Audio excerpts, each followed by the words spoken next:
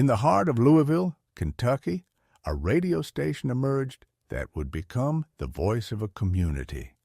WLOU, the city's first black-oriented radio station, signed on the air in 1948, breaking barriers and bringing soul, gospel, and crucial news to the black community at a time when mainstream media largely ignored them.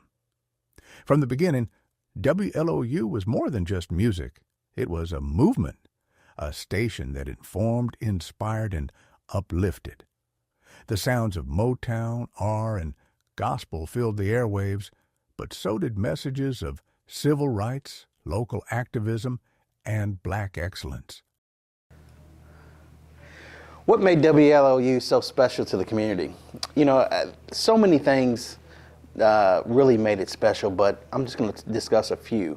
One was, you know, back in the 60s and 70s, there weren't a lot of organizations that were just catered to African Americans. And the radio station catered to the African American community. It was very instrumental in bringing in African American entertainment to the city. So it was just very special. The people loved being able to have something that was just focused on us. And that was just made it very special to the community. During the Civil Rights Movement, WLOU played a crucial role in keeping the community informed. It was a place where activists could spread the word about protests, meetings, and injustices.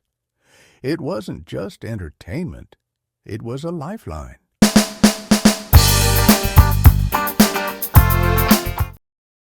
In 1971, a new chapter began when William Summers III purchased WLOU, making history as one of the first black owners of a major radio station in the country. His vision was clear: to strengthen WLOU's role as a pillar of black culture and progress in Louisville. Okay, when we look at ways that William E. Summers III changed the vision of LOU, we have to first of all go back and realize that when LOU first started, it was a country and western station, you know, back in 1951. Okay, then the guy who owned it owned 7 stations across the country, and they were all country and western. And then he decided he was going to change his format on a number of the stations and make them rhythm and blues stations, or stations that would play black music with black artists. So therefore, he then felt like he needed to hire some African American announcers, and one of the first announcers that he hired was my dad. And Dad, when he got there, decided that he really enjoyed it, and he did a Man on the Street program. And then as the station began to get more listeners, the owner decided, well, you know, what I really need to do is to have an African American manager. So therefore, he promoted Dad to be the first African American manager of a radio station in Kentucky. And from there, in 1971, Dad decided to start his own broadcasting company, Summers Broadcasting, and he bought the station from Mr. Ronzerville and decided that in order for the station to be what it needed to be in the community, he was going to have to get the community to feel like they owned that station with them. So therefore, he started things like Summerfest in Shawnee Park, which he would do every year to pull people together and have families recognized.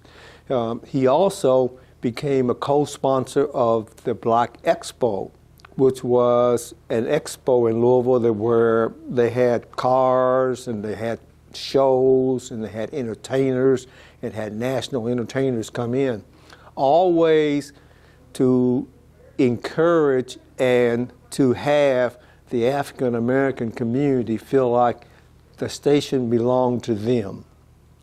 He then, because he was able to get the listeners, he was able to do what nobody in this community thought he could do, and that was LOU became the #1 station in the market for individuals 12 and above for a couple of years.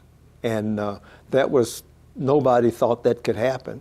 And because of that, he was able to move forward with LOU and make it even greater. WLOU's reach beyond music's. He emphasized public affairs programming, discussions on racial equality, and involvement in community activism. He gave airtime to local black leaders and businesses, helping to build economic empowerment in the city.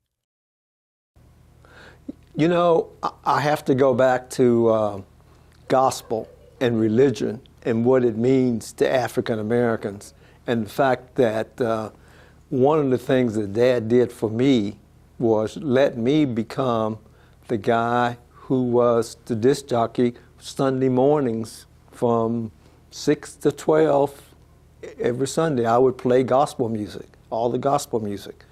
In addition, I think Dad always preached, be the best that you can be, and do and believe in yourself.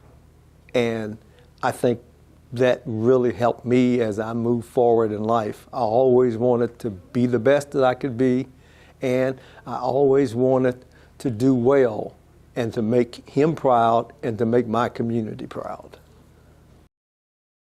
Decades later, the legacy of WLOU and William Summers III remains.